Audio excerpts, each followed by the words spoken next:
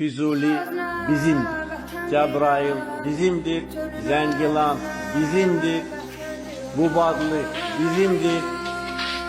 Ağdam bizimdir. Laçin bizimdir. Kelbecer bizimdir. Şuşa bizimdir.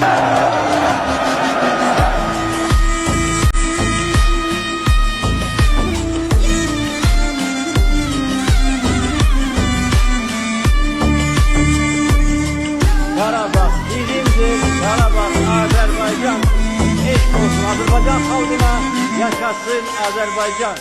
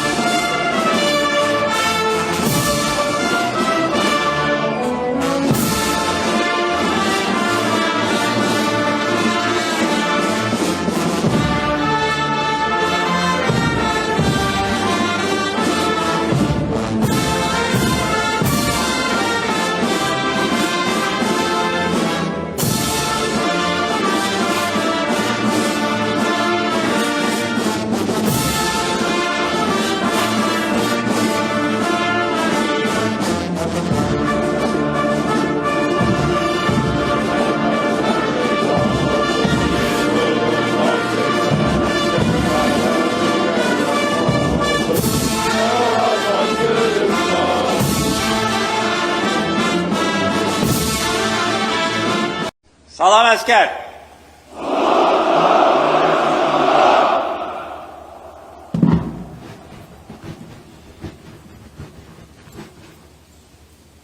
Əziz hərbiçilər, hörmətli qonaqlar, xanımlar və cənablar.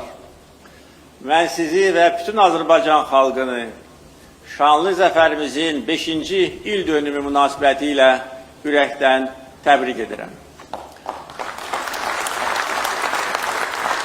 Mənim dəvətimi qəbul edən qardaş ölkələrin rəhbərlərini, nümayəndə heyətlərini səmimiyyətlə salamlayıram.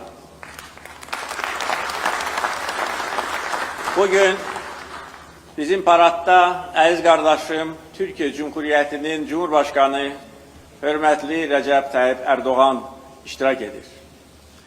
Cumhurbaşkanı Sayın İlham Aliyev, Pakistan Başbakanı Sayın Şahbaz Şerif, Azerbaycan Silahlı Kuvvetleri'nin kahraman mensupları, Azerbaycanlı kardeşlerim, sizleri en kalbi duygularımla, saygıyla, sevgiyle selamlıyorum. Zafer günümüzün 5. yıl dönümünde sizlerle beraber olmaktan büyük bir bahtiyarlık duyuyorum. İlham Aliyev kardeşim nazik daveti için şükranlarımı sunuyorum. Sizlere Türkiye'deki kardeşlerinizin selamlarını getirdim. Karabağ zaferi vicdanları kanatan büyük bir adaletsizliği sonlandırmakla kalmadı. Aynı zamanda bölgemizde yeni bir dönemin kapılarını araladı.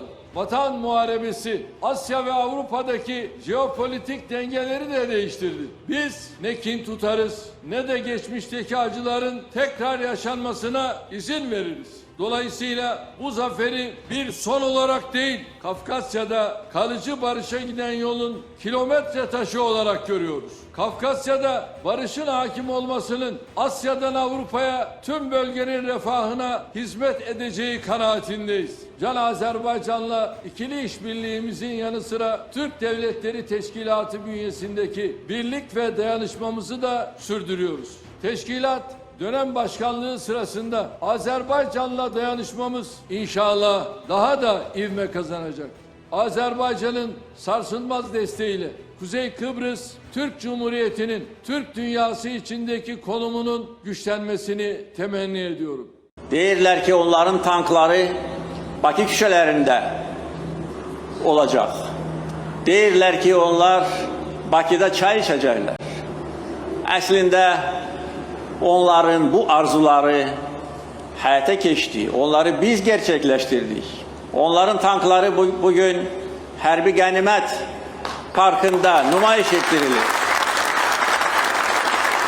erməni hərbi cinayətkarları bugün Bakıda məhkəmə qarşısında cavab verirlər və istintaq təcridxanasında Azərbaycan çayını içirlər.